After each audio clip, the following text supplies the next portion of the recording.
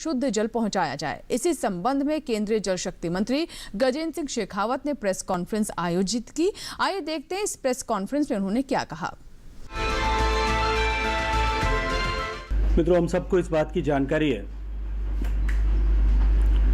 कि पिछले 5 साल में अपने कार्यकाल में सामान्य मानवी के जीवन में परिवर्तन लाने और सामान्य मानवी को मूलभूत आवश्यकताओं से की चिंता से उबारने के लिए माननीय प्रधानमंत्री जी ने अनेक योजनाओं को लिया। न केवल लिया बल्कि उनको 100% संपूर्णता के साथ में, सफलता के साथ में पूरा भी किया।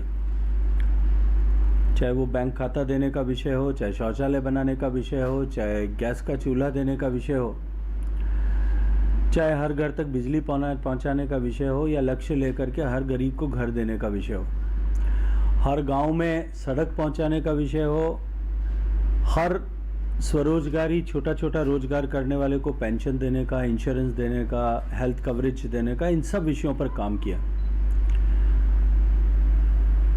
इस बार प्रधानमंत्री बनने के बाद में उन्होंने 15 अगस्त 2019 को लाल किले के प्राचीर से जल जीवन मिशन को घोषणा किया था। और घोषणा के समय में ही उन्होंने कहा था कि पिछले 70 सालों में देश की सरकार ने, राज्यों की सरकारों ने, स्थानीय सरकारों ने मिलकर के जितने प्रयास किए थे, उन सब के बावजूद भी हम देश के केवल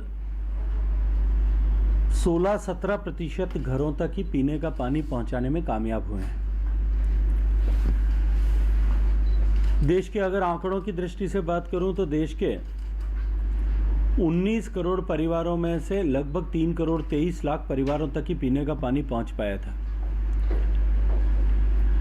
माननीय प्रधानमंत्री जी ने एक संकल्प देश के सामने रखा कि 2024 तक हम देश के प्रत्येक ग्रामीण आवास को पीने का पानी मुहैया कराएंगे।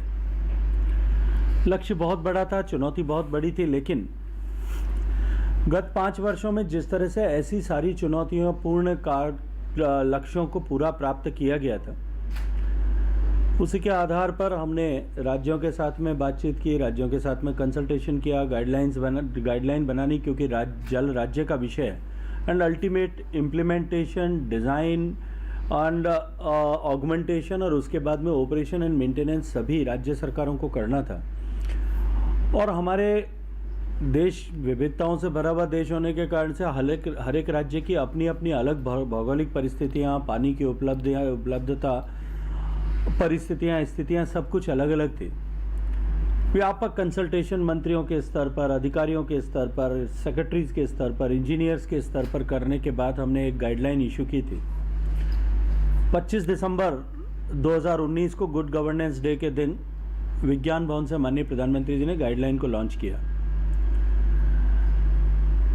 उसी के बाद में काम प्रारंभ हुआ। हम सब जानते हैं 25 मार्च को देश में कोरोना के कारण से लॉकडाउन इम्पोज हो गया था। एक बार लगा था कि सब कुछ ठहर जाएगा, लेकिन लॉकडाउन के पहले दूसरे फेज के समाप्त होते ही जब अनुमति मिली, हमने और अधिक तेज गति से काम करना प्रारंभ किया। ड्यूरिंग लॉकडाउन में हमने स्टेट्स के साथ में, स्टेक होल्डर्स के साथ में अलग अलग लेवल्स पर इंटरेक्शन करके, थ्रू वर्चुअली इंटरेक्ट करके, मीटिंग्स करके हमने ओवर द टेबल जो कुछ काम किए जा सकते तो उन सब कामों को किया। अपना प्रिपरेटरी वर्क सारा जो है उस दौरान कंप्लीट किया। और उसका लाभ ये हुआ कि जैसे ही काम प्रारंभ हुआ, काम करने की अनुमति मिली, राज्य तेज गति से काम कर पाए। हर घर नल से जल के लक्ष्य के संदर्भ में गोवा और तेलंगाना ने 100% कामयाबी हासिल कर ली है। आइए देखते हैं मंत्री जी ने इस पर क्या कहा।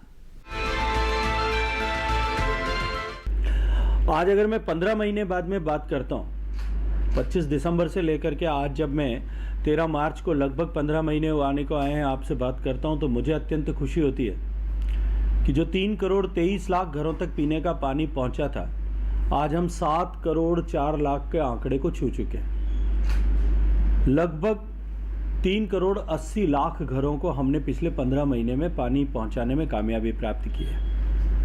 अत्यंत मन को सुकून मिलता है जब देखते हैं कि लाहौल स्पीति की, हिमाचल प्रदेश में घाटी का वो गांव जो दुनिया का सबसे ऊंचा पोलिंग स्टेशन है, उस गांव तक, ताशिंग तक पीने का पानी हर घर तक पहुंच चुका है। अत्यंत प्रसन्नता होती है जब लद्दाख के ऐसे गांव जो -20 डिग्री टेम्परेचर में रहता है, उस गांव के हर एक घर तक पीने का पानी पहुंचा है। माताओं बहनों को उस पानी लाने के अभिशाप से, बर्फ़ को गलाने के अभिशाप से मुक्ति मिली है। बहुत ऐसी हार्ट टचिंग स्टोरीज आती हैं। केरला का एक उदाहरण आप सबके साथ में साझा करना चाहता हूँ। एक परिवार जिसके हर एक घर वाले को कोविड से का इन्फेक्शन हो रखा था। उनकी मजबूरी कि वो घर से बाहर जा कर के पानी ला नहीं सकते और पानी उनके घर में आता नहीं था। उस घर तक भी जो है FHTC functional house hold tap connection पहुंचाने में कामयाबी मिली है। ऐसी अनेक उत्साहवर्धक घटनाएं ऐसे जो है हम सबके सामने आई हैं और आज हम लगभग जो 16-17% कवरेज था उसको बढ़ा करके 36% के आंकड़े तक पहुंचे हैं। कोविड की आपदा के होते हुए भी इस वर्ष के मार्च तक जो हमने हमारे लिए लक्ष्य निर्धारित किए थे during Inception of the scheme, हम आज उससे कहीं आगे की पायदान पर आकर के खड़े हैं। गोवा, तेलंगाना दोनों राज्य 100% हो गए हैं। 52 जिले ऐसे हैं जो 100% हो गए हैं, जहाँ एक भी माता बहन को पानी लेने के लिए बाहर जाने की आवश्यकता नहीं है। 80,000 से ज़्यादा गांव ऐसे हैं जो 100% FHTC हो गए। लेकिन माननीय प्रधानमंत्री जी ने जब इस स्कीम को घोषणा की थी, उस समय ही ये मार्गदर्शन दिया था कि ये केवल इंफ्रास्ट्रक्चर क्रिएशन का प्रोग्राम नहीं होना चाहिए। उन्होंने स्पष्ट मार्गदर्शन दिया था कि इसमें फंक्शनैलिटी का आधार जो है, पैरामीटर जो है, वो quality, assured quality, assured quantity and regularity, ये तीनों चीज़ उसका पार्ट होना चाहिए। और उसके लिए तुम सोर्स सस्टेनेबिलिटी एक आवश्यकता है और साथ साथ में ग्रे वाटर डिस्पोजल, जो पानी जब उपयोग के बाद निकलता है उसका भी ठीक से उपचारित करके डिस्पोजल किया जाए, इसकी व्यवस्था भी साथ में करनी चाहिए। पानी की गुणवत्ता के लिए जिला स्तर पर कार्य किया जा रहा है। आइए देखते हैं आगे मंत्री जी ने इस पर क्या जानकारी दी। माननीय प्रधानमंत्री जी ने अपने गुजरात के अनुभव के आधार पर, जो गुजरात में उन्होंने मुख्यमंत्री रहते हुए अर्जित किया था कि हमको पेयजल की व्यवस्था को डिसेंट्रलाइज करना चाहिए, और वो डिसेंट्रलाइजेशन जो उन्होंने किया था कि जब गांव के लोग इसकी ओनरशिप ले लें, उसके ऑपरेशन एंड मेंटेनेंस की, तो इसको लंबे समय तक सुचारू तरीके से चलाया जा सकता है। हमने उसी अनुभव के आधार पर देश भर में विलेज वाटर कमिटीज बना करके और उनके माध्यम से ऑपरेशन एंड मेंटेनेंस किया जाए, इस दृष्टिकोण से उनका कैपेसिटी बिल्डिंग करने का भी काम प्रारंभ किया है। जैसा मैंने कहा कि क्वालिटी इसमें एक बड़ा पैरामीटर है। हम सब जानते हैं कि यदि हमको आज अगर कहीं आवश्यकता पड़े या आवश्यकता महसूस हो अपने परिवारजन की, परिजन की, किसी के खून की जांच कराने की, तो हम आसानी से अपने आसपास में कोई लेबोरेटरी कहाँ है इसको खोज सकते हैं और अपने सैंपल एक टेलीफोन कॉल पर बुला करके अपना सैंपल दे सकते हैं। लेकिन दिल्ली में रहते हुए आप में से किसी को भी यदि इस बात की आवश्यकता पड़े या कभी आवश्यकता हो कि मेरे घर में जो पीने का पानी आता है उसकी गुणवत्ता कैसी है, वो मानक के अनुरूप है या नहीं है, तो शायद हम में से भी किसी को जानकारी नहीं होगी कि मैं कहाँ जाकर के इसको टेस्ट करा सकता हूँ या उसके लिए मुझे क्या प्रोटोकॉल्स फॉलो करने पड़ेंगे, क्या फैसिलिटीज़ अवेलेबल है। हमने जो है पानी की गुणवत्ता की जांच सामान्य मानवीय का अधिकार बने और सहूलियत के साथ में वो करा सके, इस दिशा में माननीय प्रधानमंत्री जी के नेतृत्व में काम करना प्रारंभ किया। हमने ये तय किया कि हर राज्य के हर जिले में एक district level water quality assessment laboratory बने, और वो जो पेंडेमिक के समय में हमने अनुभव प्राप्त किया था कि हमारे यहाँ पेंडेमिक से पहले एक्रेडिटेड लेबोरेटरीज नहीं हुआ करती थी, केवल एक ही एक्रेडिटेड लेबोरेटरी थी नेशनल NABL के द्वारा। और जब तेज गति से सरकार ने काम किया तो आज हमारे यहाँ पे जो है 2000 से ज़्यादा लेबोरेटरीज एक्रेडिटेड है। हमने उसी तर्ज पर काम करते हुए राज्य के हर जिले और हर ब्लॉक की लेबोरेटरी एक्रेडिटेड लेबोरेटरी हो, उसके लिए राज्य सरकारों को इंसेंटिवाइज किया। हम उनको लगातार परसुएट कर रहे हैं, बार बार प्रोत्साहित कर रहे हैं। हमने NABL की टीम और राज्यों के साथ में भी अनेक बार मीटिंग की, उनको बिठा करके इस बारे में चर्चा की कि इसके ऊपर तुरंत त्वरित गति से काम होना चाहिए और उसके आशानुकूल परिणाम आए। इसके अतिरिक्त भी गांव के व्यक्ति को भी क्वालिटी एश्योर्ड पानी मिले। हमने हर गांव में इस स्कीम में इस बात की व्यवस्था की है कि हर गांव में 5 महिलाओं को फील्ड टेस्टिंग किट दे करके 12 पैरामीटर्स पर वो जो है पानी को असेस कर सकें, क्वालिटी को असेस कर सकें। इसके लिए उनकी कैपेसिटी बिल्डिंग करने का काम किया है। राज्यों को हमने जो है इस तरह के किट्स मुहैया कराए हैं।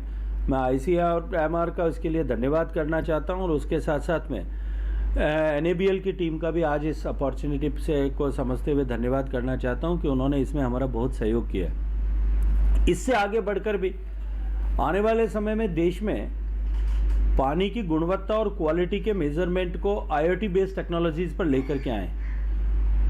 उसके लिए भी हमने एक पायलट प्रोजेक्ट किया है। अभी 10 जो है गाँव में इस तरह के प्रोजेक्ट पर हमने काम किया है, जहाँ क्वालिटी के 12 पैरामीटर्स और क्वांटिटी लास्ट माइल तक पानी पहुंचता है कि नहीं, वहाँ के प्रेशर तक को भी हम IoT बेस्ड सेंसर से रेगुलेट कर रहे हैं। और मैं एक बहुत सुनहरा भविष्य इसकी सफलता के साथ में देखता हूँ कि जब देश के प्रत्येक व्यक्ति को इस बात का भरोसा होगा कि मुझे जितना फंक्शनैलिटी के पैरामीटर्स पे जितना पानी जिस दिन जिस समय पर मिलना है, जिस गुणवत्ता का मिलना है, ये भरोसा विश्वास उसको होगा। और ये विश्वास जिस दिन कायम हो जाएगा उस दिन मैं ये मानता हूँ कि ये जो हमको विश्वास की कमी के कारण से हमको आपको सबको अपने घरों में RO इंस्टॉल करने पड़ते हैं, शायद इससे जो है हमें आने वाले समय में मुक्ति मिलेगी। इस क्वालिटी असेसमेंट के लिए हमने जो है अभी एक क्वालिटी पैरामीटर्स के लिए एक गाइडलाइन बना करके उस गाइडलाइन को भी लॉन्च किया है और राज्यों को कि किस पैरामीटर्स पर किस तरह से आपको काम करना है। इस गाइडलाइन के साथ साथ में आज हमने एक वाटर क्वालिटी का एक इंफॉर्मेशन प्लेटफॉर्म भी हमने जो है आज लॉन्च किया है, जिसमें जितना भी डेटा क्वालिटी असेसमेंट के लिए, एनालिसिस के लिए किसी भी लेबोरेटरी में अगर इकट्ठा होगा, चाहे वो मोबाइल के माध्यम से रजिस्टर करके कराता है या चाहे वो पानी को वहाँ फील्ड में जाकर के लेबोरेटरी में जाकर के सैंपल देता है, वो जो है उस सैंपल देने वाले व्यक्ति से लेकर के सैंपल की क्वालिटी, उसकी फाइंडिंग्स को लेकर के सारी डिटेल्स उस जो है प्लेटफॉर्म पर अवेलेबल होगी। और आने वाले समय में वो एक ऐसी रिपोजिटरी के रूप में होगा कि देश में अध्ययन करने वाले लोग किस क्षेत्र में किस समय में कैसी गुणवत्ता का पानी मिलता है, इसका सारा डेटा हमारे पास में होगा। हम जानते हैं कि हमारी अंडरग्राउंड वाटर पर डिपेंडेबिलिटी बहुत ज़्यादा है और ओवर विड्रॉल के कारण से बहुत बार ऐसा अनुभव आता है कि लीन सीजन में, विशेष रूप से गर्मियों के सीजन में, ओवर विड्रॉल के कारण से ज़मीन से पानी की गुणवत्ता में परिवर्तन आता है। आज हम बिना किसी जानकारी के पीने के उस पानी को मजबूर होते हैं, हमारा गांव का व्यक्ति मजबूर होता है। आने वाले समय में जब सेंसर बेस्ड टेक्नोलॉजी के साथ में जुड़े हुए ऐसे सारे डेटा हमारी रिपोजिटरी पर उपलब्ध होगा तो, और साथ में जो टेस्ट कराएंगे उसकी रिपोर्ट्स भी सारी अवेलेबल होंगी, तो हमको इन पॉलिसी प्लानर्स को, चाहे वो स्टेट में काम कर रहे हैं चाहे यूनियन ऑफ इंडिया में काम कर रहे हैं, उन सबको निश्चित रूप से जो है इसके ऊपर काम करने में सहूलियत मिलेगी। इसके साथ साथ में हमने 2 अक्टूबर को एक मिशन लॉन्च किया था कि हम देश के प्रत्येक जो है विद्यालय और आंगनवाड़ी को पीने का पानी मुहैया कराएं। आज हमने राज्य सरकारों के मंत्रियों के साथ में, अधिकारियों के साथ में बैठक करके आंगनवाड़ी और स्कूल्स में कि जो है हम लगभग 5 लाख से ज़्यादा स्कूलों को, 5,40,000 से ज़्यादा स्कूलों को और 4,80,000 से ज़्यादा आंगनवाड़ीज़ को इस मिशन के जो है में के तहत हम उनको कनेक्ट कर पाए हैं। हमने फिर राज्य सरकारों से आज आग्रह किया इस मीटिंग में, और इस रिव्यू मीटिंग में क्वालिटी के इस प्लेटफॉर्म के लॉन्च के साथ साथ में राज्यों के साथ में प्रगति, उनके सामने आ रही चुनौतियों और उनके समाधान के विषय में व्यापक चर्चा हमने की है।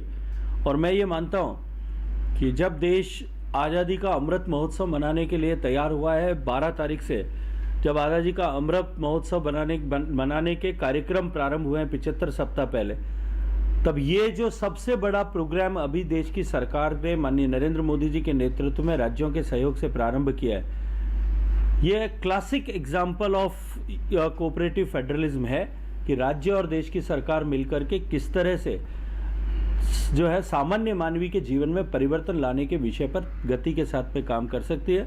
हमने अभी राज्यों के साथ में समीक्षा की है और मुझे अत्यंत प्रसन्नता है कि कुछ एक राज्यों को छोड़ करके बाकी राज्यों ने पूरे कमिटमेंट के साथ में काम किया भी है और आगे भी सभी लोगों ने मिलकर के कमिटमेंट के साथ काम करने, अपने द्वारा तय किए लक्ष्य को नियत समय में पूरा करने के लिए प्रतिबद्धता को व्यक्त किया है। अभी वक्त हुआ एक छोटे से ब्रेक का। ब्रेक के बाद भी खास कार्यक्रम जारी रहेगा, बने रहें हमारे साथ। छोटा सा ब्रेक।